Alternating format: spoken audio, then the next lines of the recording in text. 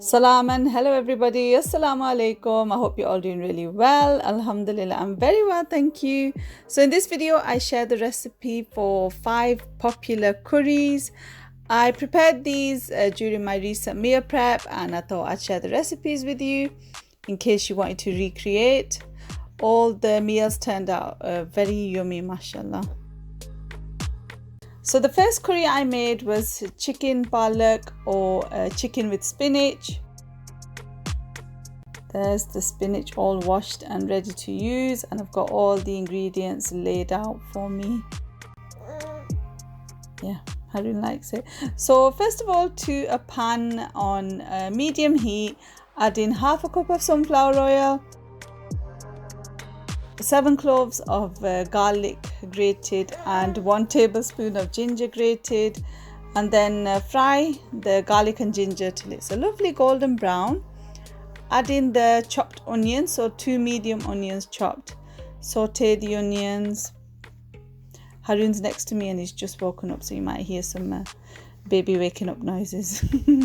And then add in 4 chopped tomatoes. And saute the tomatoes, and then if the pan gets a little bit dry, just add in a bit of water. You want to cook it till it's all nice and soft, the mixture, before you add in the meat and stuff. There's all the salt and spices on the screen. Just pause it and make note. Add the salt and spices in and just kind of give it a good old stir. I'm going to cook it for a minute or two. And then add in the chicken. So I've got about 1 kg of whole chicken, cut in pieces, no skin. And I'm just stirring in the chicken so it's nicely coated with all the base.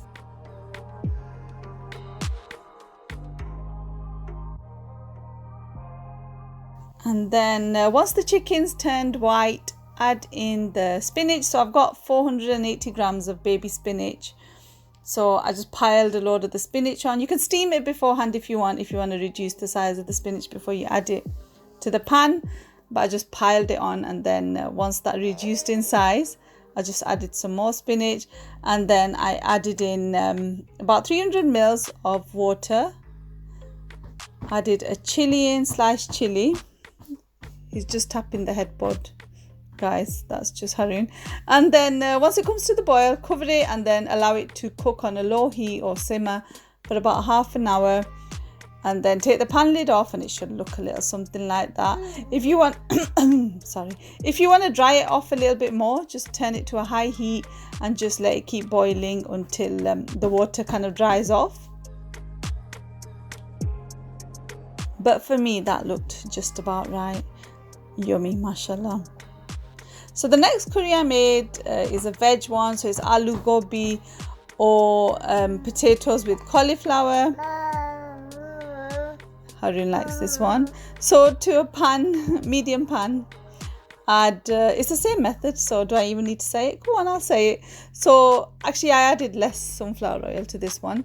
So a 1/4 cup of sunflower oil, 7 cloves of garlic grated, a tablespoon of ginger grated. Fry until brown, and then add in 2 medium chopped onions. Saute the onions.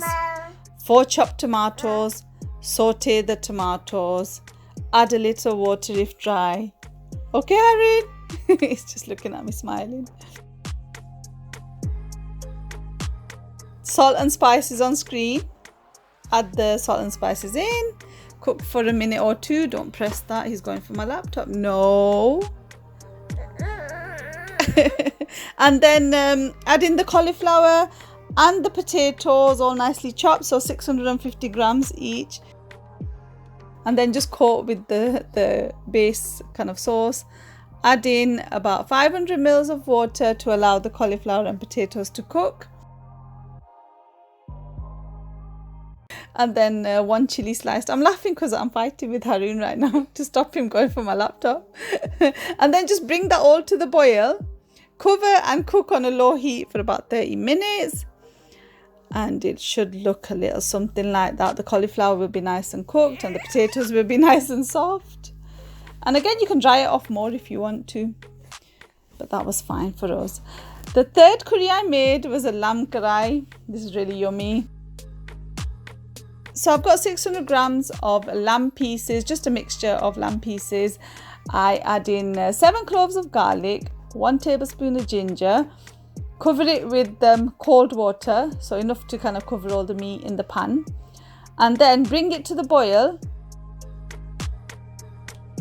Once it comes to the boil, turn it down and simmer, cook on a low heat for about an hour or longer if you want to. And then once that's all cooled, using a sieve, separate the meat from the liquids. So I've got the lamb stock in the measuring jug, and then I've got all my ingredients prepped for my Lamkarai.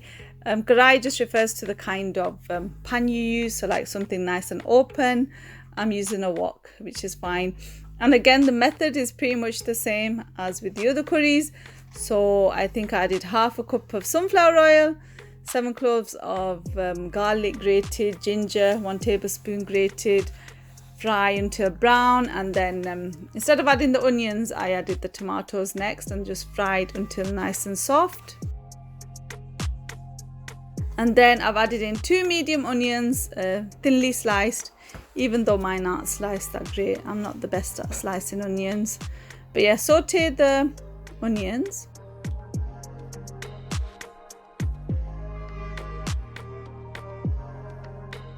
Add in the salt and spices, stir them in, cook for a minute or 2.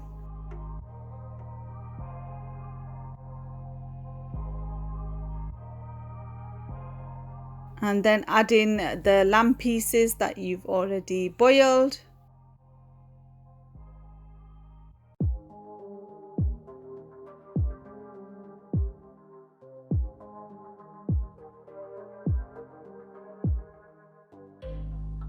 And then I add in 3 cups of the lamb stock that I had in the measuring jug. You can add water if you want, but yeah, I thought the lovely lamb stock has got all that nice flavour, so might as well make use of it. And bring that to the boil. And you only need to cook it for about 10 minutes because the lamb's already cooked, remember. So after that, just add in 1 chilli and lots of lovely coriander to garnish. And there's your beautiful Lamkarai, mashallah.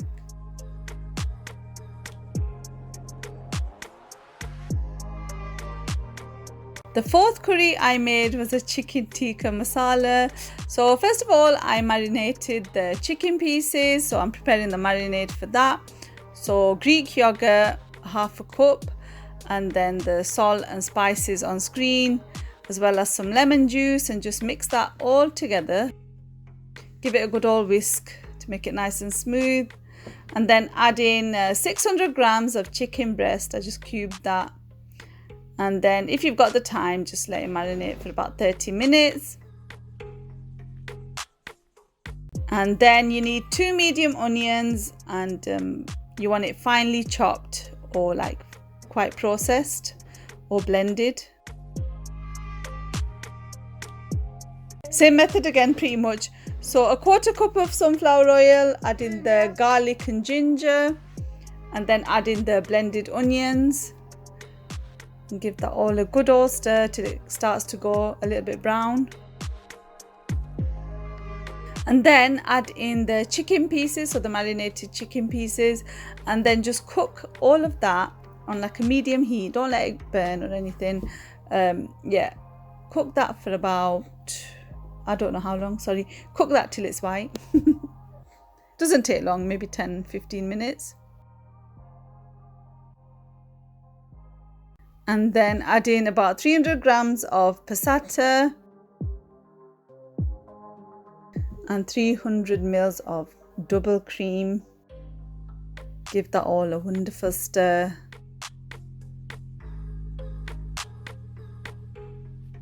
And then add in the salt and spices. Give it that richness and colour and taste.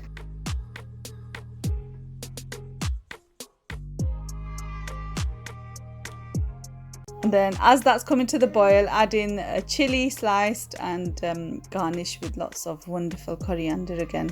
This dish was particularly tasty. The chicken tikka masala, this was nice as well, but the chicken tikka masala was really nice. So anyway, yeah, so the final curry I made Really simple keema matar or mincemeat with the peas. So I've got, I don't know how much mincemeat that was, but whatever it said on screen. Brown the mince, drain off or dry off any excess water. Finely chop 2 medium onions, add them to the mince and then cook till soft or saute, and then add in garlic cloves and ginger finely chopped.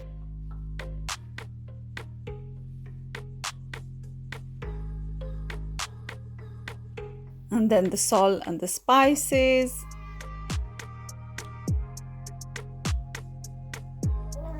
And then I had 2 tins of garden peas already cooked. Stir them in, add in about 200 grams of passata. Is that like half a cup or 1 cup of passata? And then 2 heaped tablespoons of Greek yogurt. Stir that all in. The Greek yogurt was for an extra yummy taste. And then add in about 300 ml of water. I had some lamb stock left over, so I thought I'd use that. Bring that to the boil and simmer on a low heat for about 20 minutes, and there's your wonderful keema matar. It'll look and smell delightful. Anyway, I really hope you found this useful. Give it a thumbs up if you did. Thank you so much for watching, and inshallah I'll see you really soon. Take care. Salam. Bye.